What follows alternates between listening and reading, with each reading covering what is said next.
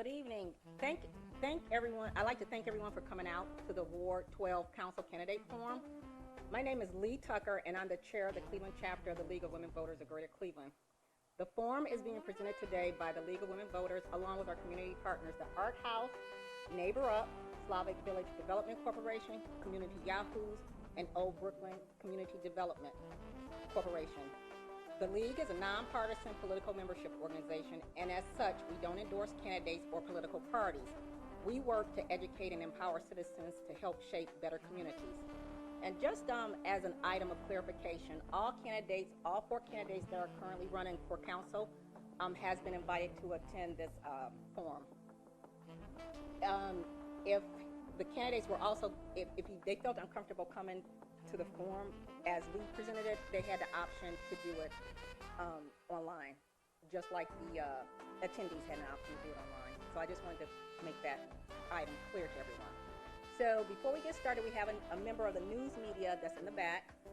So he would like to know if anyone objected to being videotaped. So if you, okay, so since there's no objections, we'll just go ahead and move forward.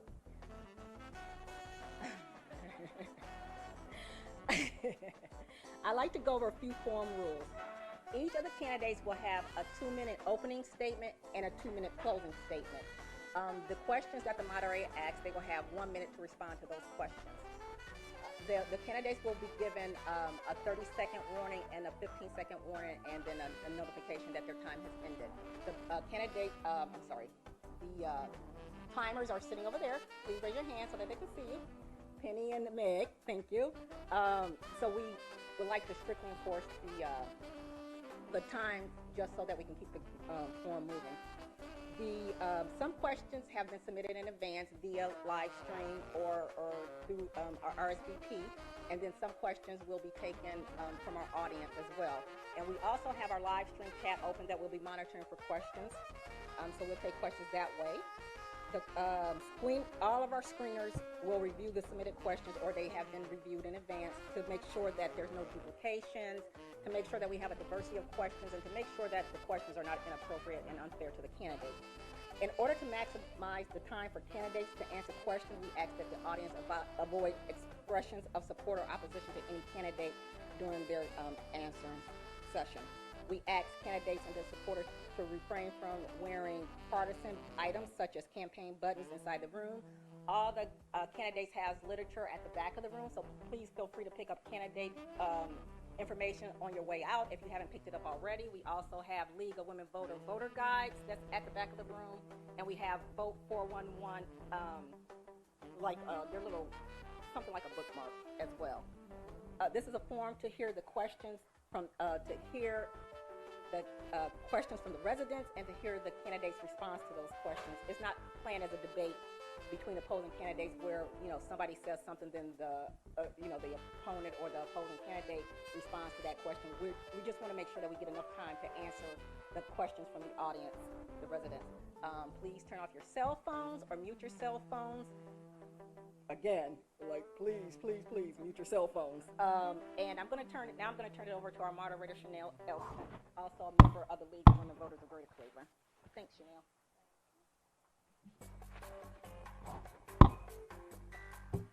Everybody hear me okay? Okay. Good evening, everyone. Thank you again for coming to today's Ward 12 Council Candidate Forum.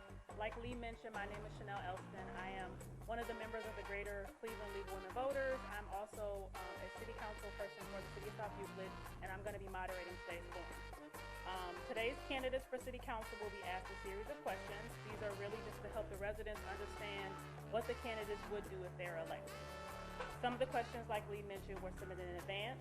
We will also get questions through the live stream, and then if any of the attendees want to submit a question, you can do so also, and we'll also ask that. Another reminder, this is not a debate. This is a forum only, so please direct all your responses to the audience and not to your fellow candidate. Again, our timers are up front, so please pay attention to the 30-second, 15-second, and then the red card, which means for you to stop. I will allow you to complete your cell phone. So we're going to go ahead and get started. I'm going to have you guys do your opening statements first. So So we'll start with Mr. Francatelli. Did I pronounce that correctly? You got it. Thank you. Alrighty, go ahead. Hope you can all hear me. It's great to be here at the Art House, and I want to thank Lila and the entire team for opening their doors to us. I have my chili bowl cook-off bowls in front of me with candy in it. I've been coming here for years. They've just been a great advocate for arts and education, just a wonderful organization. So as a candidate, I just want to say I got a little bit of prepared remarks. I feel I'm the most experienced, knowledgeable, and respected candidate that can carry a positive agenda forward by working with my fellow colleagues as well as the administration and other governmental bodies. Being a lifelong resident of Ward 12 with experience as a commercial finance auditor, former executive director of Slavic Development for 17 years, and 16 years as a legislator, I want to continue to be a strong advocate for our residents, businesses, social and civic organizations, and continue to be a respected and effective legislator serving all of our ward, east to west. I have a proven track record serving the past 16 years, supporting community, resident, and school engagement, such as direct assistance to residents during the pandemic, supporting the P16 initiative, supporting arts education programming through Broadway School of Music and Arts, Art House, and other organizations, attend and participate in numerous block clubs, social, civic, social, fraternal, and ethnic organizations, and support engaged community development corporations as well as nonprofits, and engaging in public comment and participatory budgeting, which I've done for the past decade, and every year for $30 million in CDBG funding. I engage the public comment, committee meetings and forums and hearings, and bring folks to our committee table to talk about things that are going on in our community development, economic development, sustainability committees. So I appreciate the opportunity to be here today. Thank you very much. Thank you. Ms. Moore? Thank you. My name is Rebecca Moorer. I'm running for Cleveland City Council to represent Ward 12, and I want to say thank you to the League of Women Voters and Art House for having us here this evening. So I want to tell you a little bit about me. I'm a lawyer. In 2015, I got a job at the Legal Aid Society of Cleveland after seeing the foreclosure crisis hit Cleveland and having some bad landlords myself.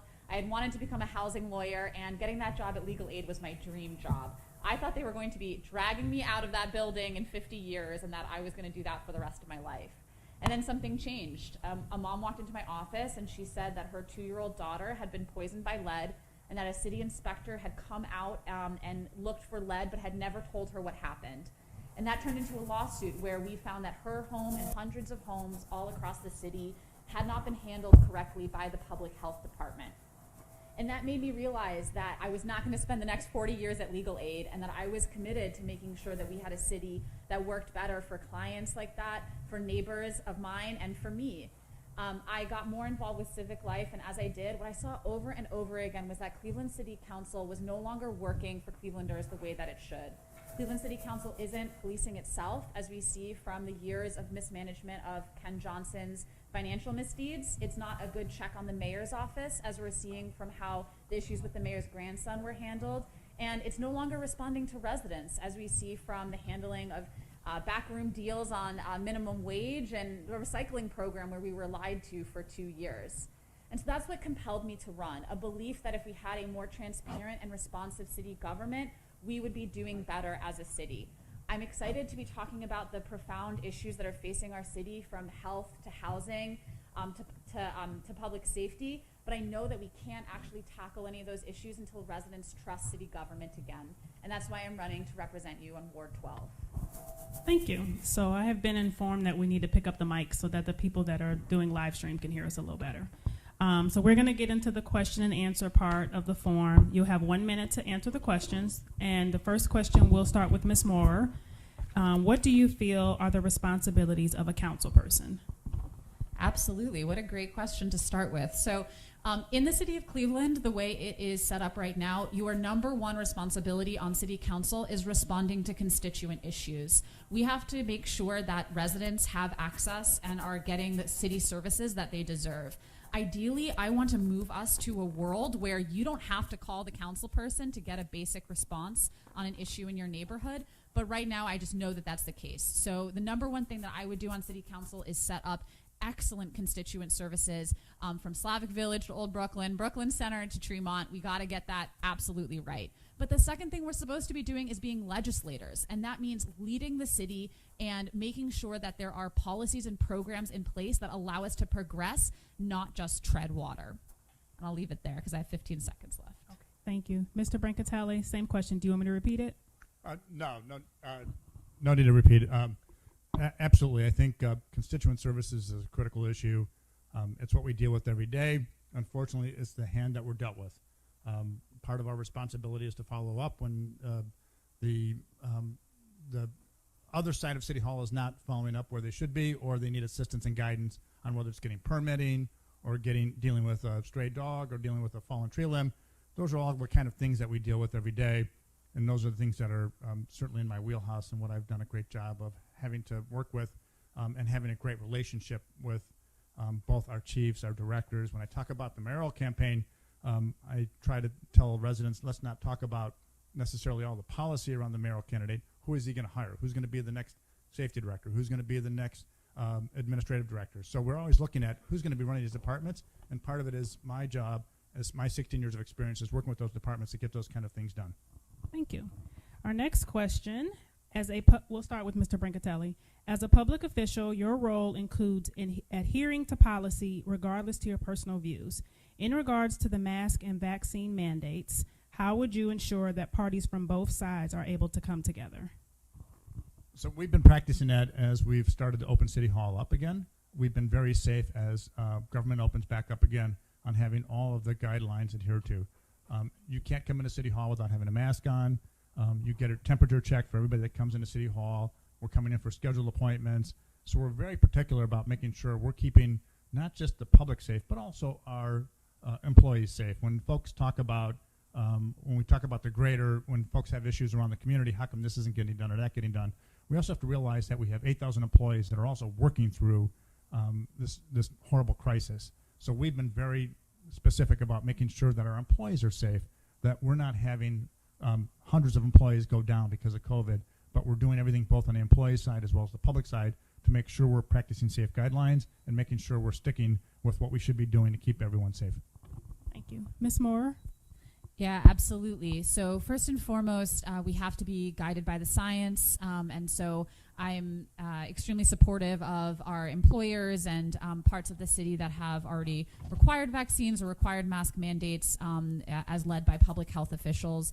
And we need to make sure that, just as the question implied, that certainly my personal position isn't in opposition to that, but that those rules are being followed.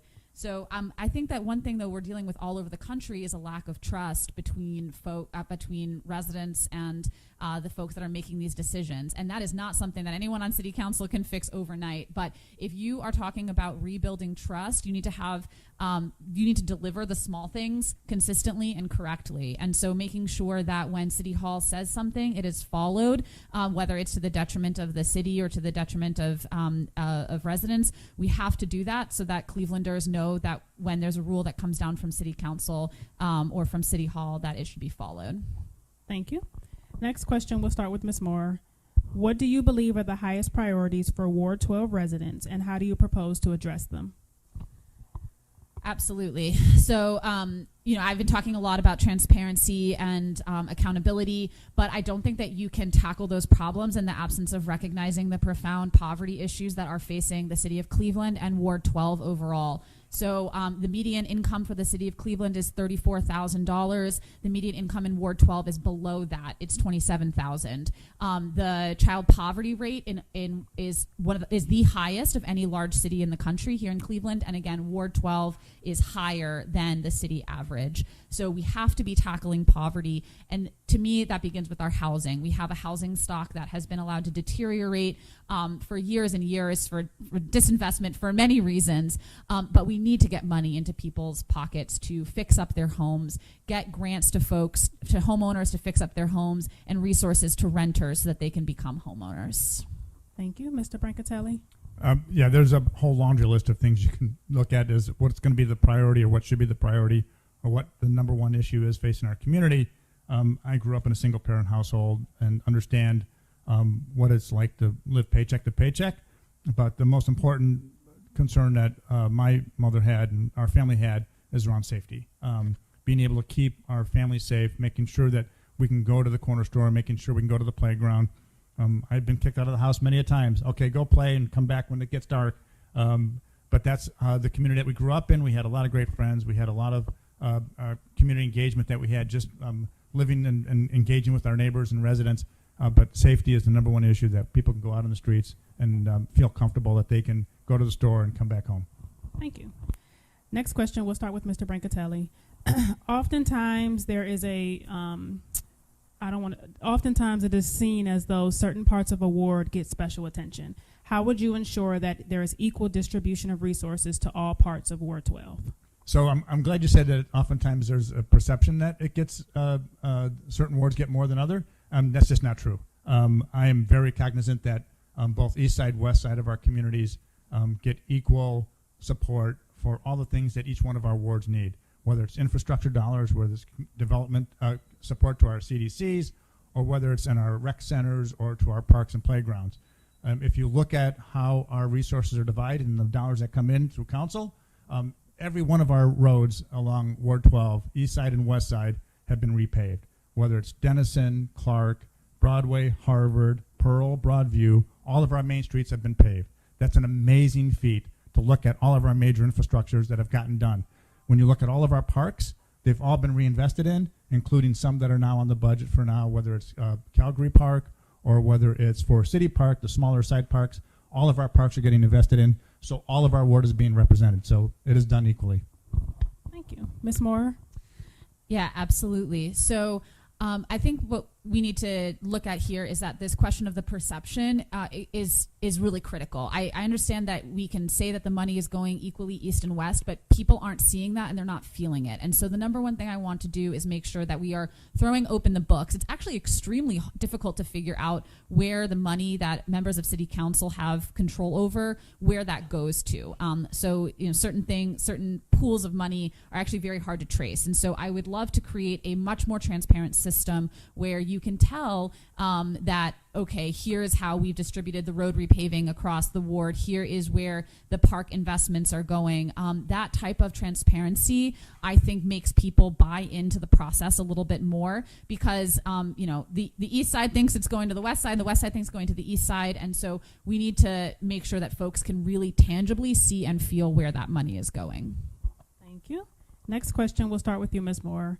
What role, if elected, what role will neighborhood civic associations like block groups or neighborhood clubs play in your council position over the next 4 years? Absolutely. So Tony and I have spent many an evening together at various block clubs, and I can't imagine changing anything about attending the existing block clubs. But I will say that there are a lot of areas right now in the city that don't have a formal block club, or a lot of parts of the ward that don't have a formal block club, or are relying on more sort of informal leaders. So, for instance, on the other side of Denison, you have the Shalom and Tranquility Peace Garden, which is this amazing resource that is not a formal block club, but is really becoming sort of a meeting place for parts of the community. And so I would love to, as much as it would, pain my evening schedule or Tony's evening schedule, expand the roster of where we're going to make sure that truly every corner of the ward has a structure in place where they can give feedback to the council person. Thank you. Mr. Brancatelli? That's a great question. I think the block clubs are really the lifeblood of our community, and there's a number of people in the audience today that are engaged in our block clubs that are part of our civic discussion, and being part of our civic discussion is part of the transparency that we have. So it's great to see that our community partners are engaged. When I talk about transparency, I brought lots of little books with me today. This is our CDBG block grant budget.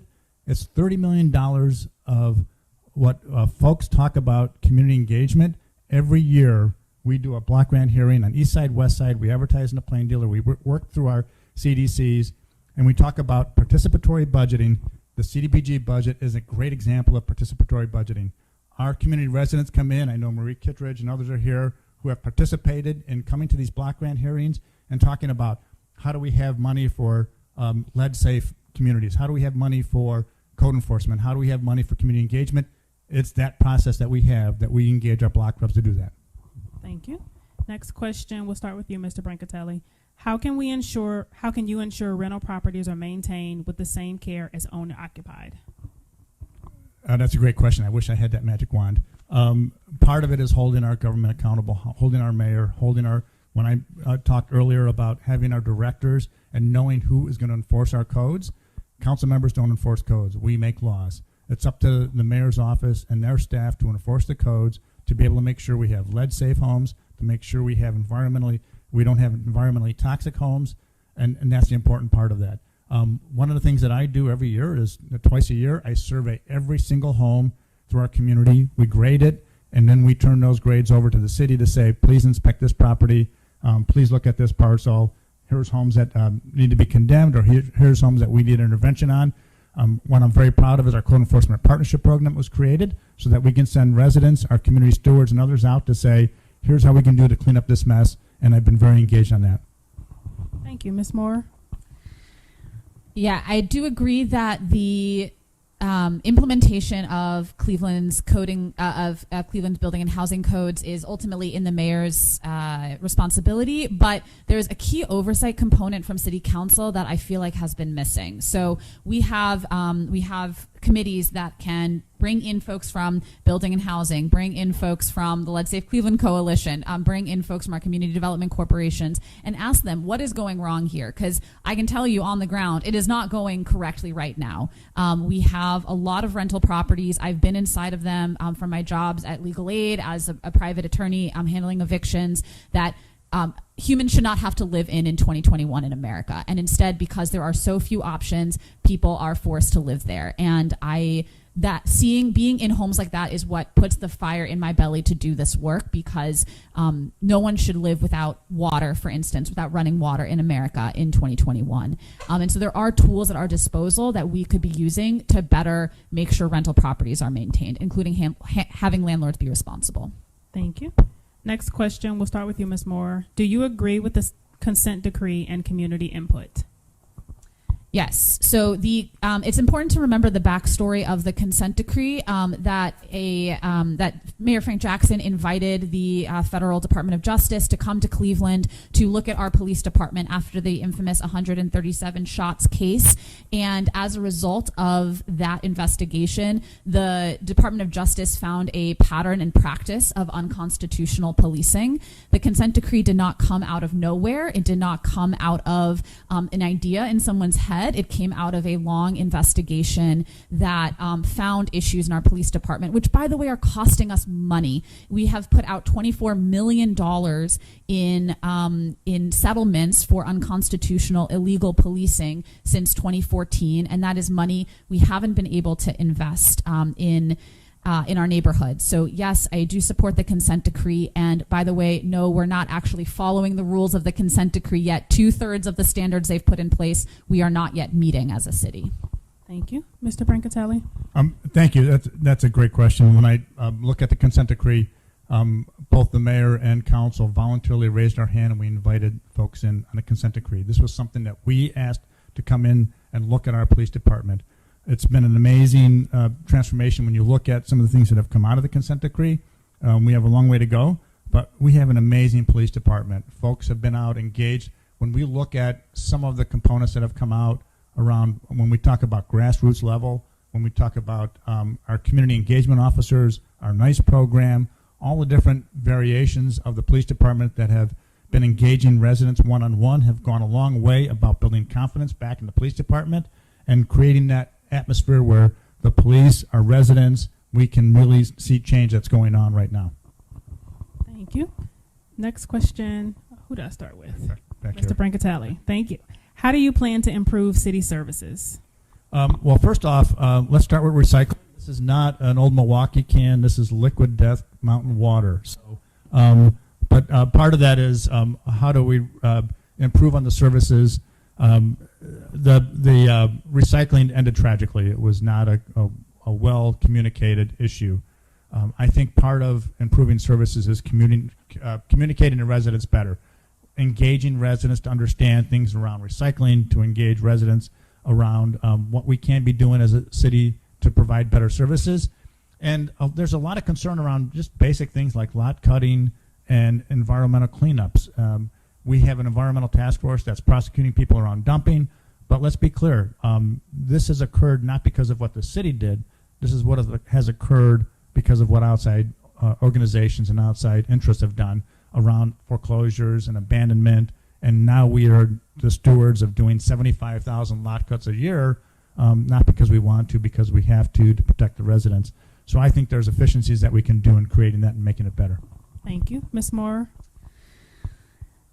I've knocked a lot of doors in Ward 12 as part of starting this campaign, and as a result, I've had hundreds of conversations with residents, and really bread and butter city services issues are the number one thing people want to talk with me about. Honestly, if I get on council, probably the first thing I do is figure out why people can't get new garbage cans. I've had dozens of folks have this issue where they cannot get a new garbage can, and there are bread and butter things. We have so many profound problems as a city.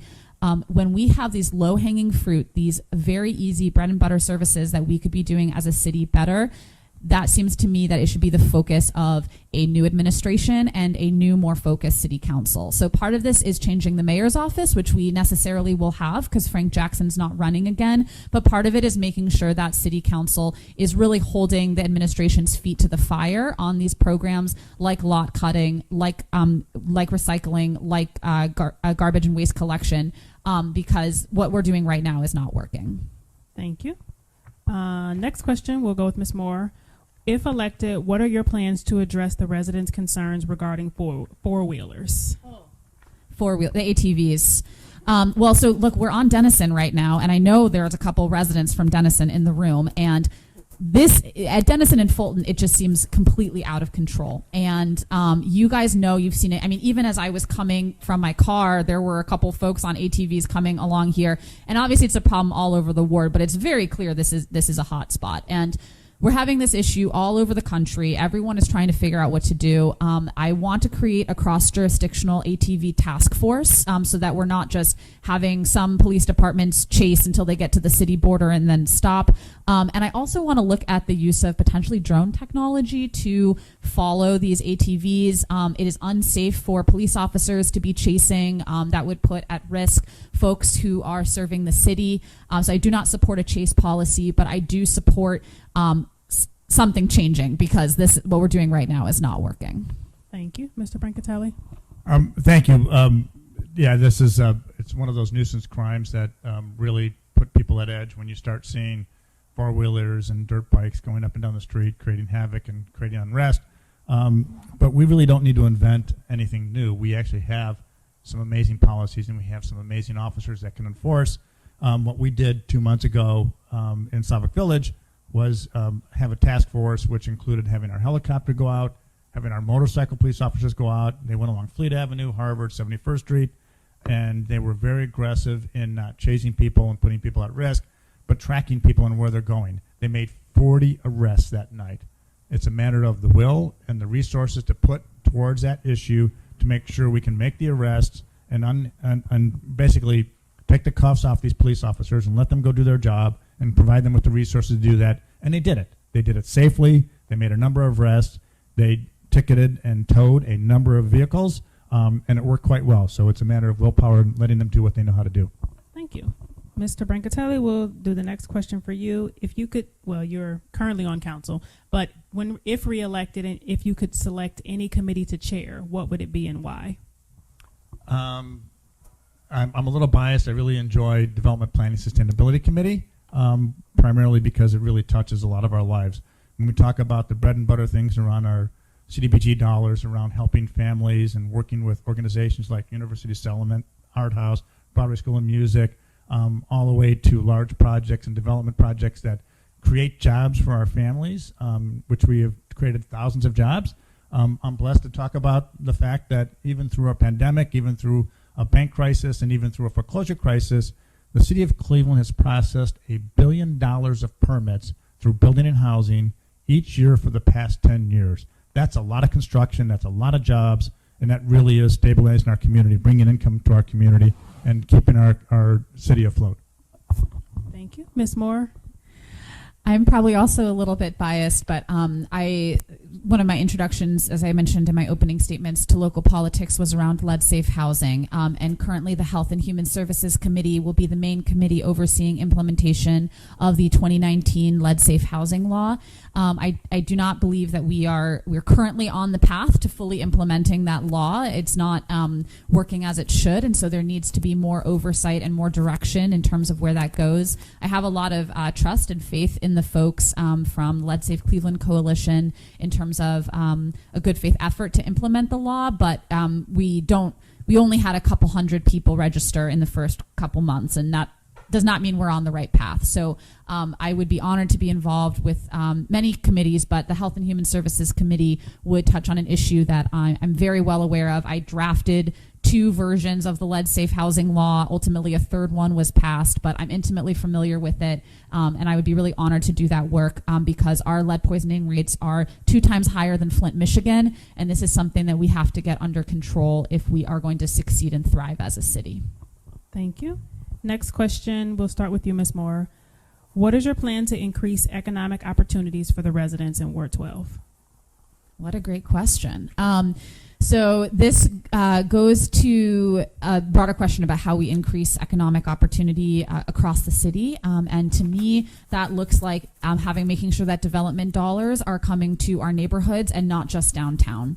So we had a 60-year tax abatement that was approved for the East Bank of the Flats a couple of months ago through City Council. That means that everyone on City Council right now, I think, will probably be passed away just mathematically by the time that tax break ends for big developers, and I'll be lucky if I have grandkids, and I'll be lucky if I'll be alive. So we are pouring millions of dollars into development downtown, but not necessarily into the neighborhoods. So yes, there's a lot of different approaches to economic development.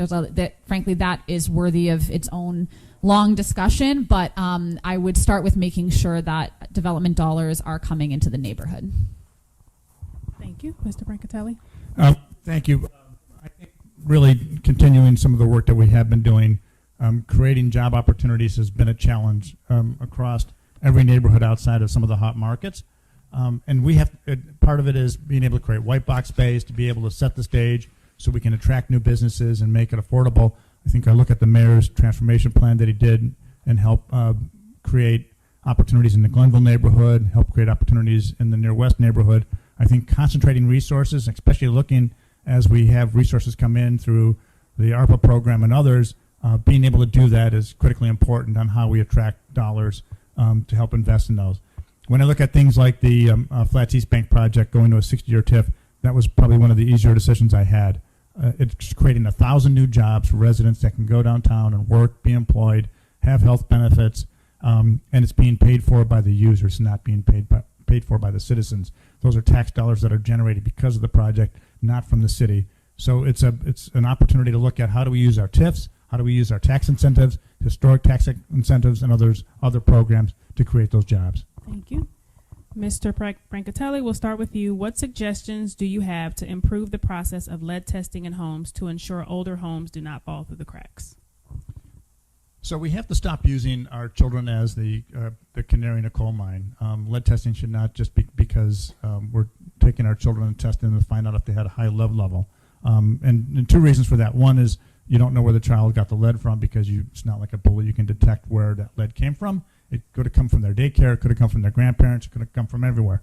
And unfortunately, some of the lead laws that we put in place put a scarlet letter on the property, and now we're displacing over 500 families because of some of the lead laws that we have in now, which doesn't help those children. So I think being able to keep our housing stock tight, clean. What's amazing is looking at the studies that were done. The 2 lowest levels of large landlords that had the lowest levels of incidence of high lead level were CMHA and Cleveland Housing Network, because they keep their housing stock clean, safe, painted. And as a former property manager, I can tell you firsthand, in working with our housing choice vouchers, we knew to keep our houses clean, and our lead level showed that they were very low. Thank you. Ms. Moore? I can't say that I agree that all the housing choice voucher properties are being maintained up to adequate levels, but I understand the broad sentiment about the need to make sure our homes are safe and healthy for kids. The 2019 law that was passed is honestly a once-in-a-generation opportunity to improve lead testing in our homes. So there's a variety of types of tests. You can have what's called a lead clearance exam or a lead risk assessment, but ultimately what someone is doing is they're coming to a property and they're saying, is there an active potential lead hazard here? Because in Cleveland, 90% of our homes were built before 1978, which means that they have lead in there somewhere. My home has lead in there somewhere. Unless you live somewhere that was built after 1978, your home has lead somewhere in it. The point is making it safe. So that means painted over, not chipped. The windows aren't causing a friction surface where the paint chips. And this 2019 bill, if we implement it correctly, it will make sure that on a biannual, every 2 years, a landlord has to make sure that their property passes those very basic minimum standards, and that will truly revolutionize how we handle lead in this city if it's done properly. Thank you. Next question. I lost my Ms. Moore again. Okay. If elected, how would you work with Ward 13 and the Old Brooklyn CDC to improve the Broadview and Pearl Road area? Yeah, absolutely. So I love this question, and I love the work that OBCDC puts into Old Brooklyn. They are such an asset. I was really honored to get to consult with them a little bit on lead-safe housing because, they have a very specific health focus as a CDC. Look, this goes to a broader question about whether Old Brooklyn should be split between 2 wards. It is tough that it is. I'm not sure that I can really defend the way the lines are drawn. I would work incredibly hard with the Old Brooklyn Community Development Corporation to make sure that they have what they need from City Hall and that we're coordinating with the new council representative from Ward 13. That is going to take communication. It's going to take the transparency and accountability issues that I'm so committed to, and making sure that if you're an Old Brooklyn resident and you call my office because you happen to be on the Ward 12 side, you get the exact same level of services that you would get on the Ward 13 side. Right now, the Ward 13 side has a Wi-Fi program and the Ward 12 side doesn't. So I know that right now that we're not quite hitting that standard, and that's where I'd like to move us to. Thank you. Mr. Brancatelli. So it's a good question, and I think Old Brooklyn, for anybody who understands the responsibility of dividing up wards, Old Brooklyn cannot be its own ward because the wards are one council person per 25,000 people. Old Brooklyn's 40,000 people, so it can't be one ward. So it's a nice novelty to think about that, but it's not the reality of what legally you can do. And then likewise, Old Brooklyn demands of what happens in Old Brooklyn. We can't have Wi-Fi in Ward 12 when we have all the other different needs in Ward 12 than you do in Old Brooklyn, because it took thousands and thousands of dollars in resources to go into the Wi-Fi that you would be taking away from hunger, shelter, and all the other programs we have to do in parts of Ward 12. But I think when I look at Old Brooklyn, I think about the programs that I've already done. As a council person, we've supported middle neighborhoods, which is a big part of Old Brooklyn. We've supported small businesses and created programs for bringing in small businesses, which is a big part of Old Brooklyn.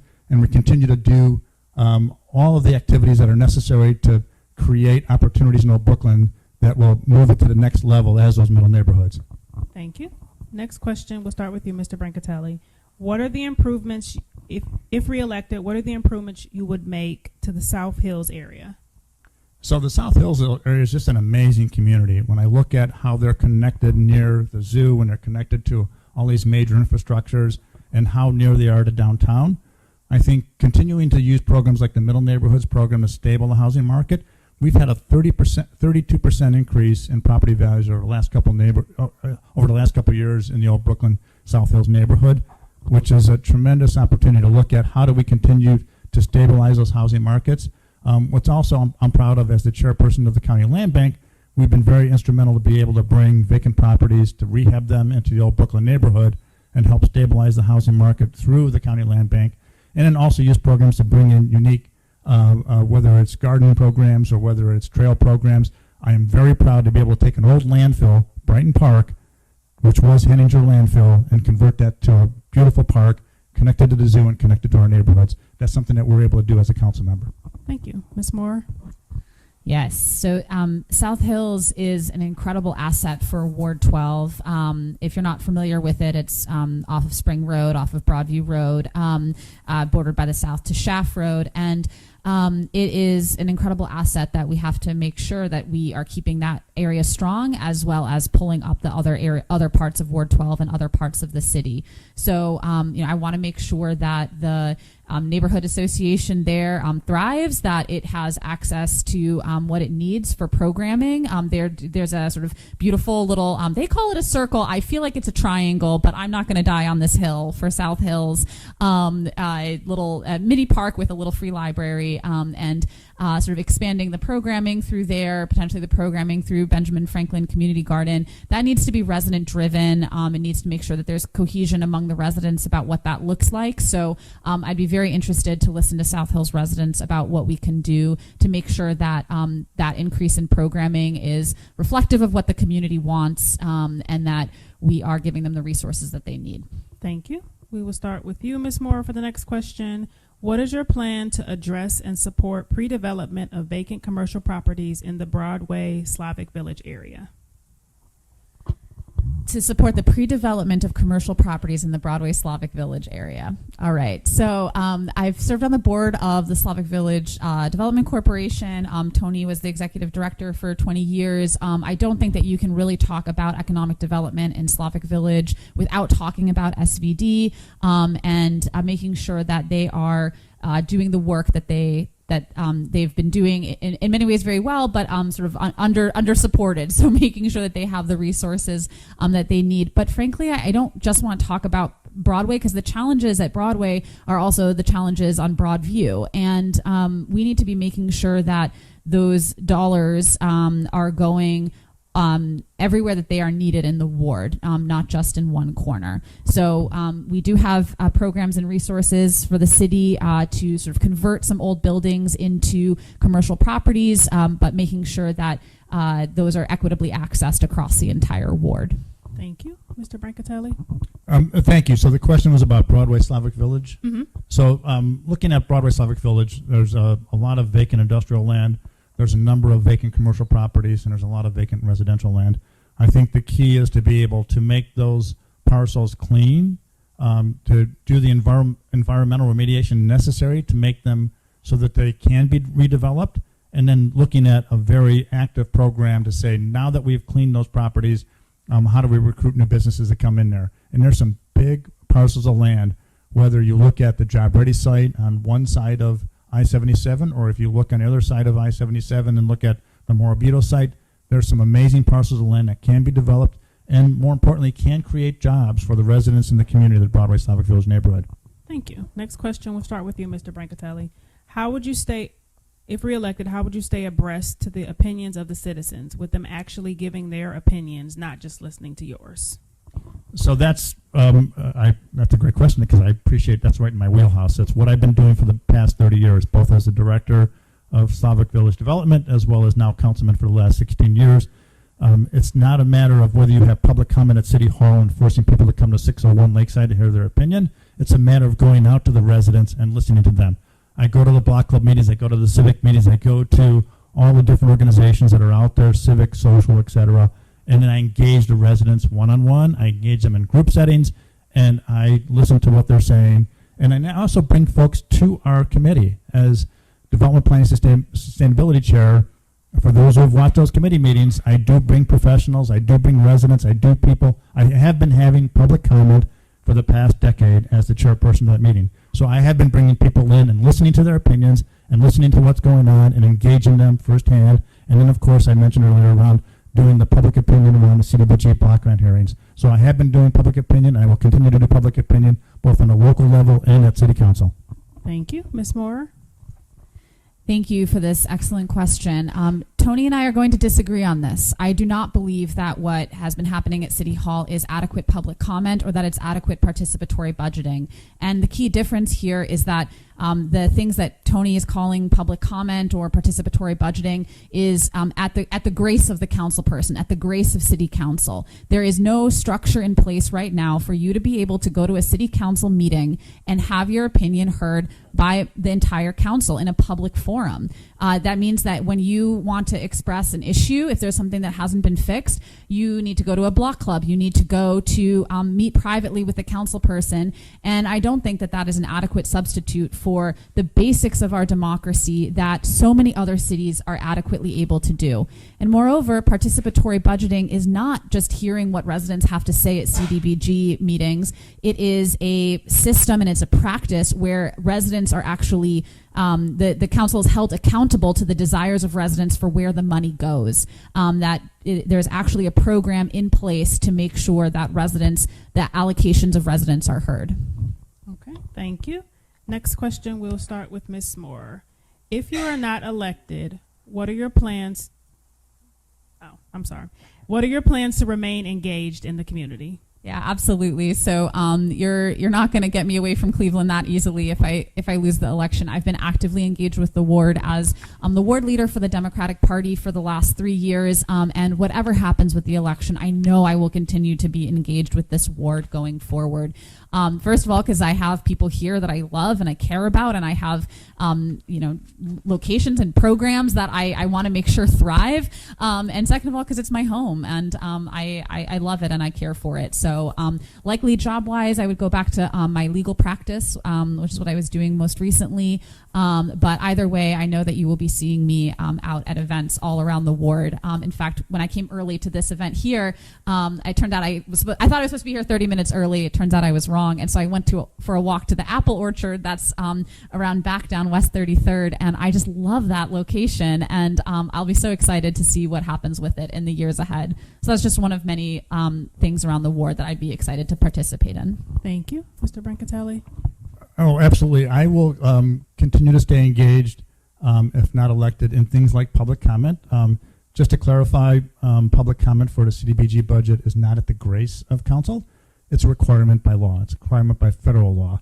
And we talk about things like our CDBG AIDS prevention programs, our HOPA programs, our homeless assistance programs. That's required by law to have those public meetings. I will stay engaged if I'm not elected to go to those meetings and be engaged because we need to get more people involved around public comment and around those types of things around those CDBG hearings, but also stay engaged with the organizations I'm already involved in. I'm already involved with the Polish Cultural Center. I'm a member of Cameo, the Cleveland American Middle East organization. I'm a member of Stonewall Democrats. I'm a member of Bike Cleveland. I'm a member of Old Brooklyn Historical Society, First Tee, Silver Gold Police. I'm already engaged in the community on a lot of different levels and different membership that I'm already part of. Thank you. Next question, we'll start with you, Mr. Brancatelli. What is your plan to lower crime and increase safety in the ward? So lowering crime is the number one issue that seems to be on the top of the hit chart for virtually every mayoral forum, and it should be. I think those are the issues that number one issue that we're facing. And when I was faced with this question the other day for a Cleveland reporter, I said it wasn't a matter of lowering crime in Cleveland. You can replace the term Cleveland with just about every major U.S. market in the United States. Crime has been a big problem. There's been a lot of social unrest around our cities, starting from the federal level that has created a lot of anxiety from the previous administration. But I think lowering crime really means being engaged in our community. As we get out of this pandemic, I think we're going to see a lot more community engagement. That's been one of the number one issues about working with residents, bringing some of our community engagement officers, bringing our NICE officers, bringing them into the community block clubs, and being engaged with our residents. That's going to be a big step in helping lowering crime and having people participate in working with our residents, those who have mental illnesses and other things that we need to deal with every day. Thank you. Ms. Moore? Yeah, I saw that someone had brought some materials for Kevin Kelly in the back, and to quote him, but certainly not to endorse his campaign. We can't police our way out of the current public safety crisis. We have tried that approach, and while absolutely we can respect and support the Cleveland Police Department as we should, we need to be investing in evidence-based approaches to actually lower crime and not just respond to it. So to me, that looks like investing in programs like the Cleveland Peacemakers Alliance, where you have folks who are trusted community members, folks who've previously been gang involved, previously been incarcerated, going to hotspots in the moments before violence erupts. What we know is that the gun violence that you see on your Citizen app or Northeast Ohio scanner, however you get your news about gun violence in Cleveland, truly the vast majority of it is caused by a small group of people in crisis. And those folks are known in the community, and if you can get money to do what's called violence interruption, it can be profoundly life-changing. And so I want to make sure that our violence interruption programs are fully funded. Thank you. Ms. Moore, we will start with you for the next question. How would you plan to engage the youth in your community and execute a constructive direction to use the youth? I love this question. I've been a mentor for 6 years with Minds Matter Cleveland and been a tutor for ACT prep for the Minds Matter Cleveland students, which draws on high-achieving, low-income kids from all across CMSD, St. Martin de Porres, like all the schools in Cleveland.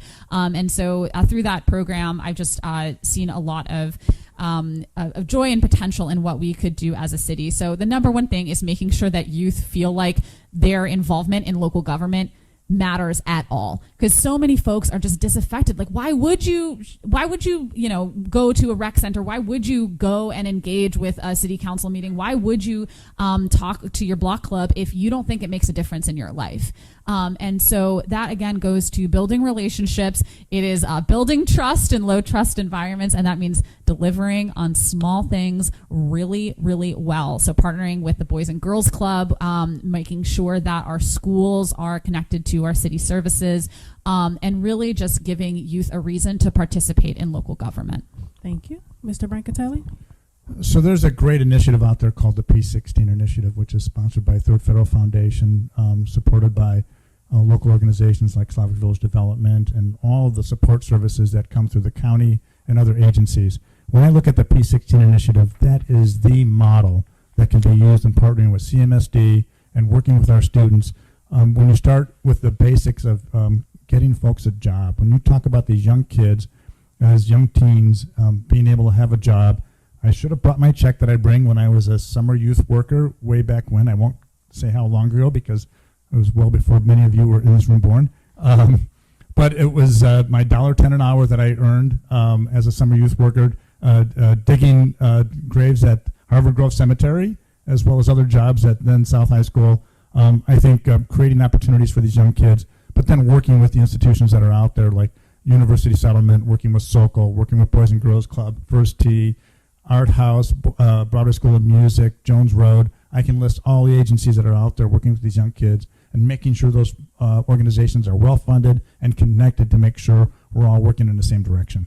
Thank you. So we have come to our final question. I want to try to end on a positive high note with this question. So we'll start with you, Mr. Brancatelli. What would you say is your greatest strength, and how have you applied it during your time on council? I actually responded to that question earlier to some residents who had asked about some concerns around safety.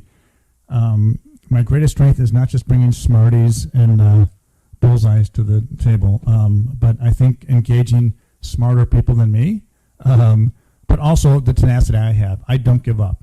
My family, grandparents are from Poland and from Italy, and we are steadfast in making sure we get done what needs to get done, and we don't give up, we don't walk away, and we work hard at our job. My work ethic is my biggest strength, that I'm going to continue to work hard for our residents, I'm going to continue to fight for our residents, and make sure that we get what we deserve and we move in the right direction. Thank you. Ms. Moore, what is your greatest strength, and if elected, how would you apply it to your role at council? Yeah, absolutely. I love this question too. What a great way to end. I think through the campaign, what's become clear to me is that what has mattered to me the most is the community that we are building. My greatest strength is the community that I am a part of, and it started with my block club. Tony knows Briggs too, who's the mailman in my area, who also lives on my street, who's just like, the mailman is the most amazing organizer ever in any area. So get to know your mail carrier, because they are the best. And through this, and what happens is that Briggs goes out every day and he talks with people. And that's what this campaign has been. I go out and I knock doors, and I've had hundreds of conversations with residents, and I've made friends that way, and I've learned about issues that way that I hope to address on council. And I've learned about pockets of this ward that I'm now extremely attached and committed to. And so that community that is there that I hope to facilitate and build is truly the greatest strength that I've been able to find, and that I hope to use over the course of the campaign and no matter what happens during the election. Thank you. So now we're going to do closing statements. You'll get 2 minutes each. We'll start with Ms. Moore since Mr. Brancatelli started with opening statement. You can go ahead. Thank you. So again, I just want to say thank you. And I really liked this format. It felt very like rapid fire, that I was like in the hot seat. So thinking on your toes. And I hope that what's come through tonight is that I am a committed candidate for Ward 12, and that I will put in the work, whether as a candidate or on city council, to do the very best for this city. I believe that every single person in the room deserves a thriving, safe, successful city of Cleveland, a thriving, safe, and successful Ward 12, and that to get there, we have to change course at City Hall. That currently there is sort of a stagnation, there is a lack of growth, that we're struggling as a city, and that is because of structural reasons that are far outside of the control of anybody on city council, but they're also because of culture issues at City Hall and a failure to really listen and engage with residents and really to commit to the work ahead for the city. So with me, what you will get is somebody who is fundamentally dedicated to transparency, opening the doors of City Hall, making sure that your voice is heard, that you have the right to come to City Hall, to give public comment during council meetings, that you have a recycling program that works, where you are not being lied to, that your recycling is going to the landfill instead, and that you have a city that delivers for you. And I know I cannot do that, and no one can do that overnight, but I promise to work extremely hard and to fight for that if ever given the opportunity to serve on city council. And I want to thank you all for engaging with this process. I'll close by saying that the thing I am proudest of right now is that currently Ward 12 is outpacing the city as a whole on vote by mail ballot. So we are well on track to have more people engage in this Ward 12 election than we did in 2017 or any of the years prior. And I'm extremely proud of that. That makes such a difference for how we will continue to build and grow as a city. So thank you for the opportunity to be part of that. Thank you. Mr. Brancatelli. Thank you very much. I can't emphasize as much as Rebecca does, and vote. Just vote. Get people out to vote. That's critically important. So right now in absentee ballots, I think we're 7th in the city in number of absentee ballots that are out. We want to be number 1. So we got to get people to really request those absentee ballots. We really need to get folks out to vote. It's critically important that we do that. Her agenda and my agenda are very similar. We're both dedicated to our community. We're both passionate about being able to serve our residents. We're both passionate about bringing jobs to our community. I have the experience that has brought trails, have brought parks, that has created new business opportunities.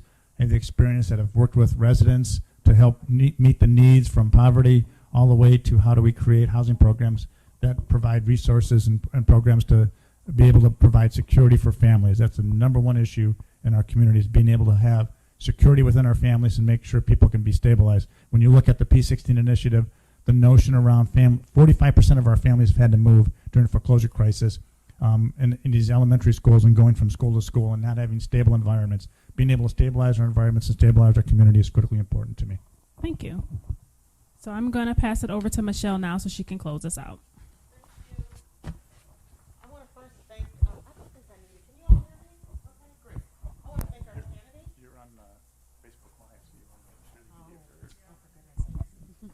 Hi.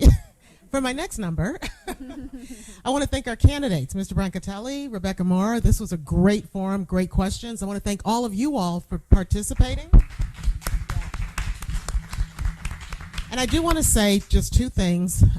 One is that we had a problem with the live link. It wasn't working. So I will, Darlene, when I get home, I will send out a correct link, and then people can view it. Our videographer, Larry, will have it posted after this event is over. So I really apologize for that. I had no idea, so I'm glad that you stopped through.